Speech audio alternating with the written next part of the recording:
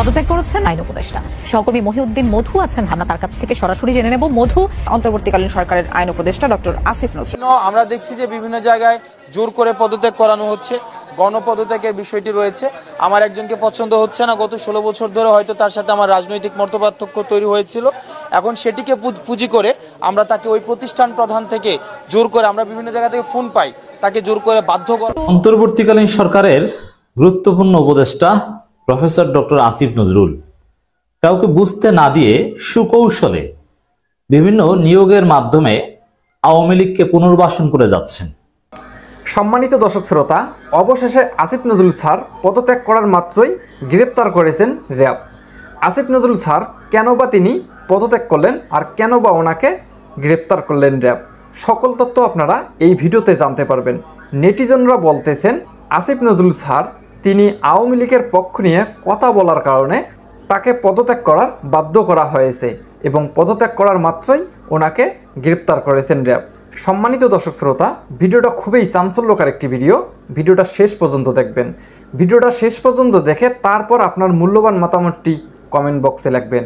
আমি প্রত্যেকটা বক্তব্যই দেখাবো, তাই প্রত্যেকটা বক্তব্য দেখে তারপর আপনার মূল্যবান মতামতটি কমেন্ট বক্সে লিখবেন। তাহলে চলুন সেই বক্তব্যগুলো আগে শুনে আসি যে আসিফ নজরুল স্যারকে নিয়ে কি বক্তব্য দিচ্ছেন, কেন ওনাকে পদত্যাগ করিয়ে গ্রেপ্তার করা হয়েছে।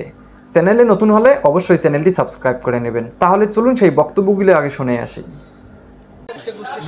আমরা দেখছি যে বিভিন্ন জায়গায় জোর করে পদত্যাগ করানো হচ্ছে, গণপদত্যাগের বিষয়টি রয়েছে।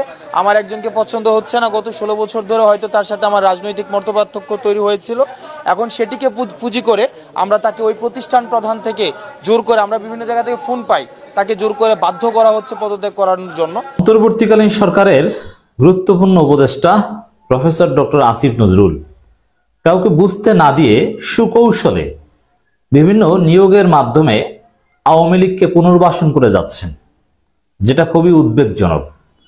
ছাত্রদের পক্ষের বলিষ্ঠ কণ্ঠস্বর হিসেবে তিনি অন্তর্বর্তীকালীন সরকারে স্থান পেয়েছেন এবং শিক্ষার্থী জনতার একটা ব্যাপক প্রত্যাশা ডক্টর আসিফ নজরুলের উপর ছিল, কিন্তু তিনি একের পর এক বিতর্কিত সিদ্ধান্ত নিয়েই যাচ্ছেন এবং আমরা ডক্টর আসিফ নজরুলের উপর ক্ষুব্ধ।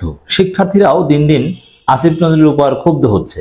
দেওয়া হচ্ছে যে এই বিষয়গুলোর সাথে আমাদের কোনো ধরনের সম্পৃক্ততা নেই। আমরা এইরকম খবর পেয়েছি, আমাদের নাম ব্যবহার করে অসুধ উপায়ে সুবিধা নেওয়ার চেষ্টা করা হয়েছে। আমরা এই বার্তাটি স্পষ্ট করতে এসেছি যে আমাদের লিগ্যাল কোনো অথরিটি নেই বা আমাদের নাম ব্যবহার করে বিশেষ কোনো সুযোগ সুবিধারও এখতিয়ার আমরা রাখি না। আমরা কাউকে বিশেষ কোনো সুযোগ সুবিধা দেওয়ারও আমরা এখতিয়ার রাখি না। সিস্টেমের মতো করেই চলবে। আমরা দুদকের কাছে অনুরোধটি নিয়ে এসেছি, সিস্টেম বা দুদকের যেই অ্যাক্ট রয়েছে, অ্যাক্ট অনুযায়ী সব কিছু চলবে।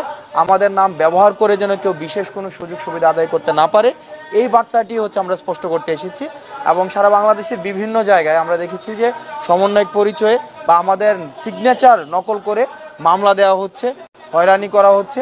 বিভিন্ন রাজনৈতিক দল তারা নিজের পরিচয় ব্যবহার করে যেহেতু তাদের স্বার্থ হাসিল করতে পারছে না, আমাদেরকে বিতর্কিত করার মধ্য দিয়ে আমরা দেখছি বা আমাদের আন্দোলনটিকে বিতর্কিত করার অভিপ্রায়ে আমরা দেখছি আমাদের বিভিন্নভাবে আমাদের নাম ব্যবহার করার চেষ্টা করা হচ্ছে। আমরা আপনাদের মাধ্যমে স্পষ্ট করতে চাই, আমরা যারা সমন্বয় করেছি আন্দোলনের, আমরা এই সমন্বয়ক পরিচয়ে আমরা বিশেষ কোনো সুযোগ সুবিধা আমরা দাবি করতে পারি না। তো যারা এই সমন্বয়ক পরিচয়ে বা এই পরিচয়টি ব্যবহার করে বিশেষ কোনো সুযোগ সুবিধা দাবি করে তাদেরকে আপনারা আইনে সোপর্দ করে দিবেন এবং বিদ্যমান যে আইনি কাঠামো রয়েছে এই আইনি কাঠামোতে আপনারা তাদেরকে সোপর্দ করে দিবেন। সাধারণ জনগণও আসিফ নজরুলকে দিন দিন সন্দেহের চোখে দেখছে এবং এভাবে করতে পারলে আসিফ নজরুল সাহেব কতদিন অন্তর্বর্তীকালীন সরকারের উপদেষ্টায় থাকতে পারবে সেটা নিয়েও কিন্তু ভাবতে হবে। দর্শক, কি করেছে আসিফ নজরুল? আমরা আসিফ নজরুলের সমালোচনা এর আগেও করেছি, আমার কিন্তু খুব কাছের লোক, তারপরও আমি সমালোচনা করতে বাধ্য। আসিফ নজরুল সাহেবকে যখন উপদেষ্টা বানানো হয় তখনই কেউ কেউ আপত্তি করেছিলেন, তিনি একসময় ঘাতক দালাল নির্মূল কমিটির সাথে জড়িত ছিলেন, বলা হয়ে থাকে বিভিন্ন স্বার্থের কারণে তিনি আওয়ামী লীগের বিরুদ্ধে গিয়েছেন, নাহলে তিনি আওয়ামী লীগ পন্থী ছিলেন অন্যান্য শাহবাগীদের মতো। অতএব তার উপর নির্ভর করাটা ঠিক নয়। এরকম একটা বয়ান কিন্তু উপদেষ্টা হিসেবে শপথ নেওয়ার আগেই সামনে আনা হয়েছিল। অনেকে বলেছিল, অনেক রাজনীতি বিশ্লেষক আপত্তি তুলেছিল, অনেকে আবার ক্ষুব্ধ হয়েছিল যে আসিফ নজরুলের মতো লোকের ব্যাপারে আপত্তি করছে। কিন্তু আমরা দেখতে পাচ্ছি যে আপত্তিটি ঠিক ছিল, কারণ একের পর এক আসিফ নজরুল সাহেব বিতর্কিত কাজ করেই যাচ্ছেন। বরং তার মন্ত্রণালয়ে বিভিন্ন নিয়োগের মাধ্যমে আওয়ামী লীগকে যতটা পুনর্বাসন করা হচ্ছে, অন্য কোনো মন্ত্রণালয়ে এটা করা হচ্ছে না, অন্য কেউ এটা সাহস করেনি। আসিফ নজরুল তার ইমেজ ব্যবহার করে সুকৌশলে এই কাজটা করছেন। আর আসিফ নজরুল সাহেব যৌবনকালে যেহেতু শাহবাগী ছিলেন, যদিও তখনকার সময় শাহবাগীর শব্দটার আবির্ভাব হয়নি, কিন্তু আদর্শিকভাবে এই ঘাতক দল নির্মূল কমিটি বেদের সাথে জড়িত ছিলেন। এই জন্য তাদের সাথে তার পুরনো বন্ধুত্ব, তাদের পুনর্বাসন করার চেষ্টা আসিফ নজরুল সাহেব করতেই পারেন, এটা একেবারে স্বাভাবিক। আমরা এই জায়গাটিও বলতে চাই, পদত্যাগ করানো এটির একটি প্রক্রিয়া রয়েছে। আমরা আপনাদের কাছে আহ্বান জানাবো, এরকম গণদাবির মুখে পদত্যাগ না করে আপনাদের যে বিদ্যমান কাঠামো রয়েছে, যে প্রক্রিয়াটি রয়েছে, এই প্রক্রিয়াটি আপনারা অনুসরণ করুন। আর গণমাধ্যমের একটা সাংবাদিকদের একটা আমাদের প্রেস রিলিজ গিয়েছিল আমাদের সিগনেচার করে, যে আমরা বৈষম্য বিরোধী ছাত্র আন্দোলনের সিগনেচার দিয়ে আমরা 57 জন 52 জন গণমাধ্যম কর্মীর বিরুদ্ধে আমরা অভিযোগ দিয়েছি, এরকম কিছু একটি আমরা স্পষ্ট করেছি, যদিও আগে আবারও স্পষ্ট করছি, এটি আমাদের নয়। আমরা আজকে পর্যন্ত এই পর্যন্ত আমরা বলতে পারবো না যে বৈষম্য বিরোধী ছাত্র আন্দোলনের কোনো সমন্বয় যারা আসলে মূলত কাজ করছে। আমাদের ব্যাপক কাজ রয়েছে। আপনারা যে টিএসসিতে যান, আপনার কাজের পরিধি বুঝতে পারবেন। কাউকে পদত্যাগ করানো, কাউকে পদে বসানো, কোনো জায়গা থেকে চাঁদা তোলা, কোনো জায়গায় চাঁদা দেওয়া, এই কাজগুলোর সাথে আমরা কোনোভাবেই সম্পৃক্ত না। আমরা এই কাজগুলো করছি না। আমরা এই যে তদবির করা, এই জিনিসগুলোর আমরা মনে করি এগুলো এখন প্রাচীন অতীত হয়েছে। আমরা সেগুলোকে লকারবন্দি করতে চাই। তদবির করা, কারো বিরুদ্ধে কারো পক্ষে হয়ে তদবির করা, এগুলো লকারবন্দি যুগের ঘটনা। আমরা শুধু অতীতের ঘটনা হিসাবে আমরা এগুলোকে চিহ্নিত করতে চাই। আমরা একটা সিস্টেম ডেভেলপ করতে চাই। আসিফ নজরুল সাহেব যদি সংশোধন না হন, তাহলে আমরা তার পদত্যাগ দাবি করব। কি করছে দর্শক, বিভিন্ন জায়গায় আইন মন্ত্রণালয়ের অধীনে যত নিয়োগ, বেশ কয়েক জায়গায় শেখ হাসিনার সাথে ছবি তুলতে চান্স পায় নাই, কিন্তু শেখ হাসিনা এবং শেখ মুজিবের ছবির পাশে দাঁড়িয়ে ছবি তুলে যারা ফেসবুকে আপলোড দিয়ে নিজেকে গর্বিত মনে করত, এই টাইপের লোককেও আসিফ নজরুল সাহেব নিয়োগ দেওয়া শুরু করেছিল। আবার একটা খবর দেখেন, নতুন নিয়োগ পাওয়া ডেপুটি অ্যাটর্নি জেনারেল ও অ্যাসিস্ট্যান্ট অ্যাটর্নি জেনারেলের মধ্যে আওয়ামী লীগ ও যুবলীগ থেকে 15 জন পাওয়া গিয়েছে। আপনি চিন্তা করতে পারেন, 15 জন আওয়ামী লীগ যুবলীগের লোকজন নিয়োগ দিবে। আসিফ নজরুল সাহেবের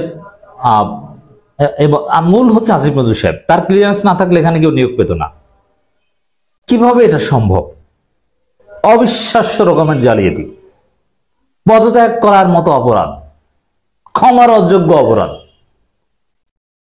এই পতিত স্বৈরা শাসক শেখ হাসিনার লোক অ্যাটর্নি জেনারেল এবং ডেপুটি অ্যাটর্নি জেনারেল, সহকারী অ্যাটর্নি জেনারেল হিসেবে নিয়োগ পাবে, এটা অকল্পনীয়। অন্য কেউ আইন মন্ত্রণালয়ের দায়িত্ব থাকলে এই সাহসই করতো না, তাকে ঘাট ধরে উপদেষ্টা পদ থেকে সরিয়ে দিত একজনকে নিয়োগ দিলে। অথচ 15 জনকে নিয়োগ দেওয়া হয়েছে, যাদের সুনির্দিষ্ট রাজনৈতিক সংশ্লিষ্টতা আছে আওয়ামী লীগ যুবলীগের সাথে, ছাত্রলীগের সাথে সাবেক। কত বড় স্পর্ধা! সুজিত চ্যাটার্জি বাপ্পি, সাইফুদ্দিন খালেদ, সুলতানা আক্তার রুবি, ফয়েজ আহমেদ, সৈয়দা সাজিয়া শারমিন, মোহাম্মদ জামারাত আলী, মোহাম্মদ আবুল হাসান, রোহানি সিদ্দিকা, আঞ্জুমান আরা লিমা, চৌধুরী শামসুল আরিফিন, আশিক রুবাইয়াত, কাজী তামান্না ফেরদৌস, শিউলি খানম, তশরিফা সুলতানা জলি এবং সুমাইয়া বিনতে আজিজ, এরা সবাই কোনো না কোনো ভাবে সরাসরি আওয়ামী লীগের সাথে জড়িত, সরাসরি, নিরপেক্ষ নয়। একজন আইনজীবীর একটা পোস্ট আমি আপনাদেরকে একটু শোনাতে চাই, তাহলে বুঝবেন যে আসিফ নজরুল সাহেবরা কি করছেন পর্দার অন্তরালে, জনগণকে বুঝতে না দিয়ে। আমার নাম মুনতাসিম তানজির, নতুন নিয়োগপ্রাপ্ত অ্যাসিস্ট্যান্ট অ্যাটর্নি জেনারেল, সিরিয়াল নং 81।